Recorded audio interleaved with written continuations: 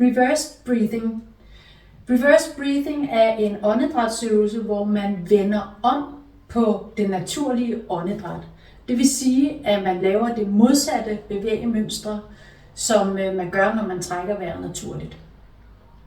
Så hvis du ikke lige har set videoen omkring det naturlige åndedræt, så vil jeg lige hurtigt gennemgå det naturlige åndedrætsbevægemønster, som er, når vi trækker vejret ind, så vil vores mave bevæge sig lidt udad. Når vi puster ud,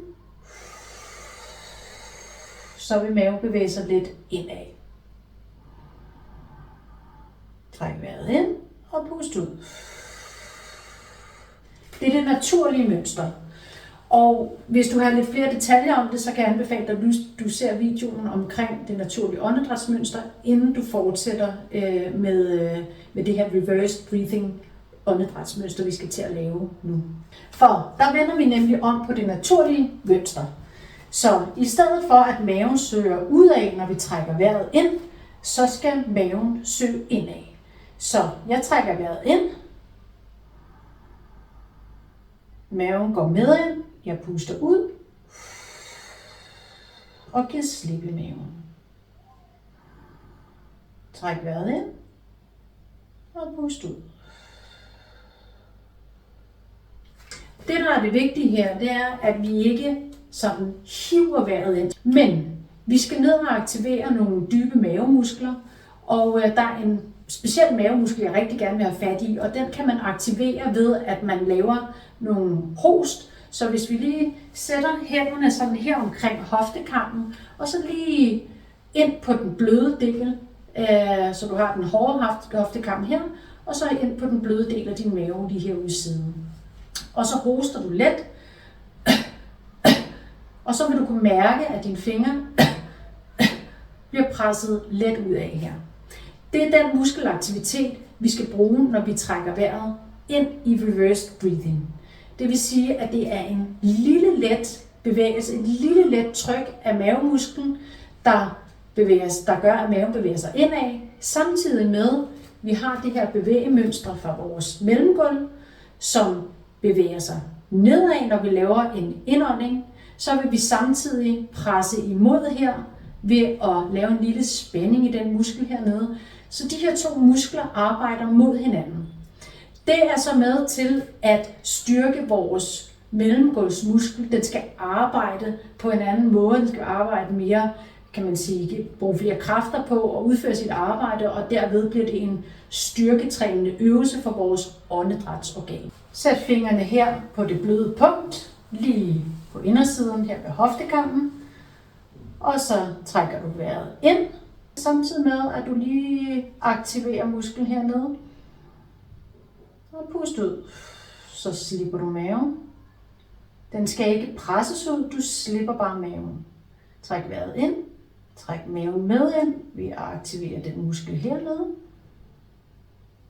Og pust ud.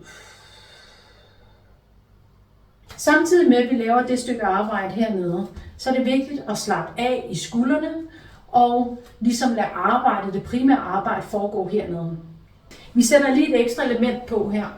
For nu har vi lavet, kan man sige, den såkaldte reverse breathing. Men i forhold til sang, der er det rigtig vigtigt også at have fokus på, kan man sige, en ting er, at vi styrker mellemgulvet, men vi vil også rigtig gerne arbejde med fleksibiliteten op omkring vores brystkasse, fordi vi skal give plads til, at man kan trække vejret ind, og det her, kan man sige, vores brystkasse kan få lov til at give efter og give plads, sådan så at mellemgulvet også kan få lov til at bevæge sig frit. Når vi trækker vejret indad i reverse breathing, så prøv at tænke at give slip imellem skulderbladene, så jeg trækker vejret ind. Og give slip imellem skulderbladene, så jeg får lov til at udvide mig, får lov til at ekspandere bagtil. Samtidig så giver jeg efter her omkring brystkassen fortil. Jeg giver efter her udadtil, så jeg får lov til at udvide mig denne her vej også. Samtidig med, at jeg trækker maven ind. Og pust ud. Og en gang til. Og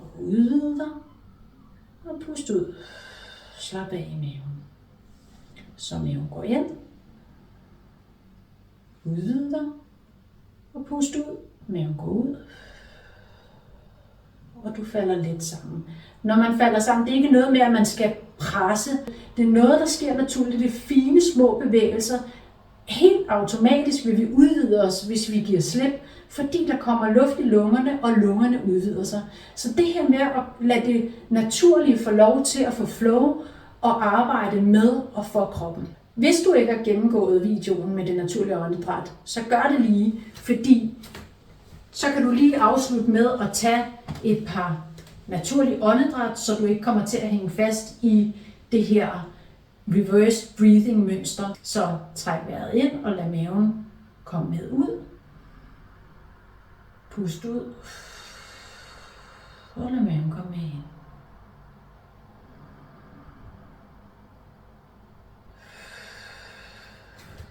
Se fra siden. Og pust ud.